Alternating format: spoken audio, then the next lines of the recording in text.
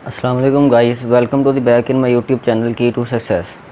So guys, today's our topic is Introduction to Science and Biological Method, chapter number 2, Solving a Biological Problem.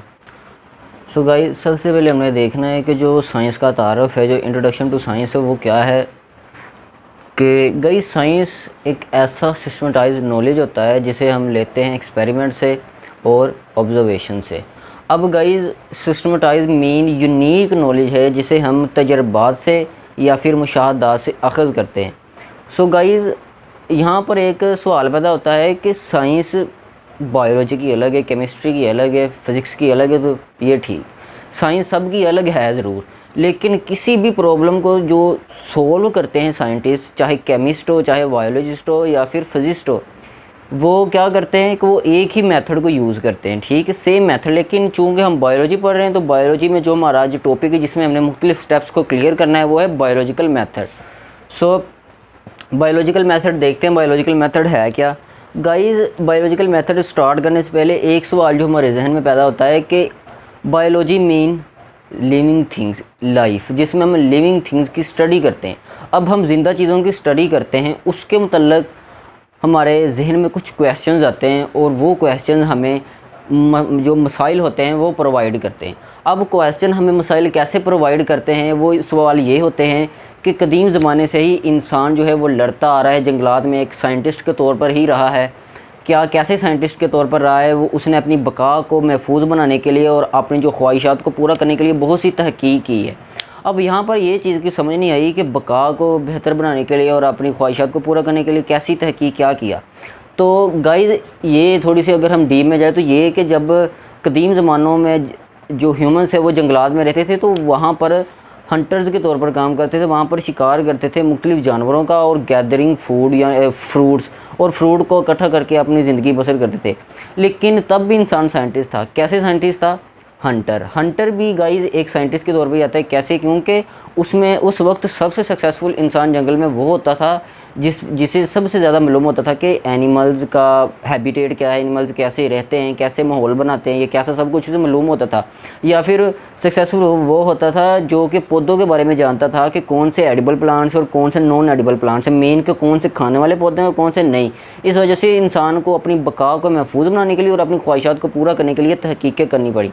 So guys यहाँ पर जो main topic है हमारा वो है biological method. Guys biological method को study करने से पहले हम क्या करेंगे, हम बायोलॉजिकल प्रॉब्लम को देखते हैं कि गाइस उन प्रॉब्लम्स को जो इंसान के जहन में आती हैं उनको जो सोल्व करने के लिए एक मेथड अप्लाई किया जाता है, डैट इज़ बायोलॉजिकल मेथड। अब गाइस बायोलॉजिकल प्रॉब्लम क्या है?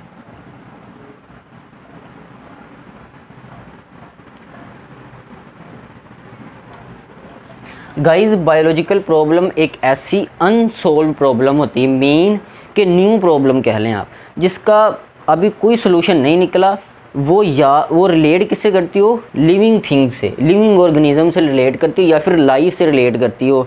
ऐसी अनसोल्व प्रॉब्लम जो कि लाइफ से रिलेट करती हो, या तो फिर हम किसी से कह दें या पूछ लें कि मतलब न्यू होनी चाहिए, अनसोल्व हो, अब हमने सोल्व करवानी है, या फिर वो खुद ही बायोलॉजिस्ट के माइंड में आ जाए और फिर वो उस बायोलॉजिकल प्रॉब्लम का सलूशन के लिए जो मेथड अप्लाई करेगा वो बायोलॉजिकल मेथड होगा। मैं यहाँ पर इसकी डेफिनेशन लिख देता हूँ।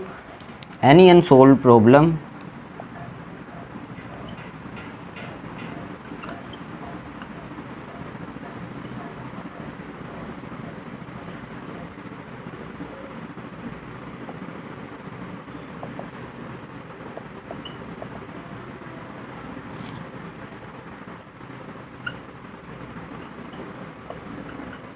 related to living organisms or life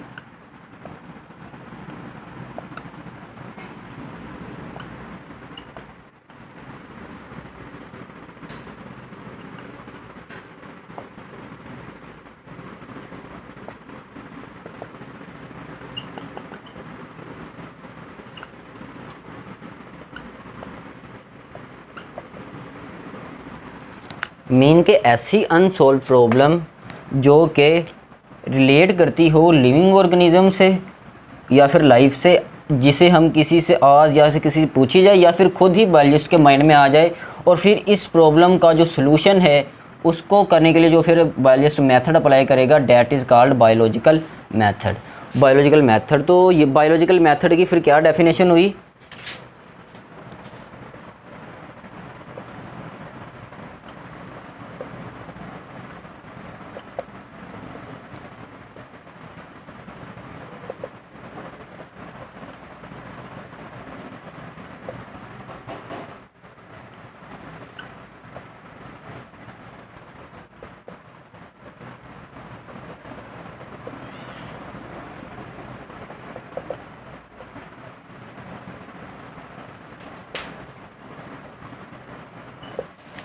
तो ये हुई फिर बायोलॉजिकल मेथड की definition. The method that is used to solve the biological problems, ऐसा तरीका जो कि बायोलॉजिकल प्रॉब्लम, बायोलॉजी का उर्दू में मतलब होता है हयातियात, हयातियाती, ऐसा हयातियाती तरीका जो कि हयातियाती मसाइल को सॉल्व करने के लिए इस्तेमाल हो, उसे हम बायोलॉजिकल मेथड कहते हैं।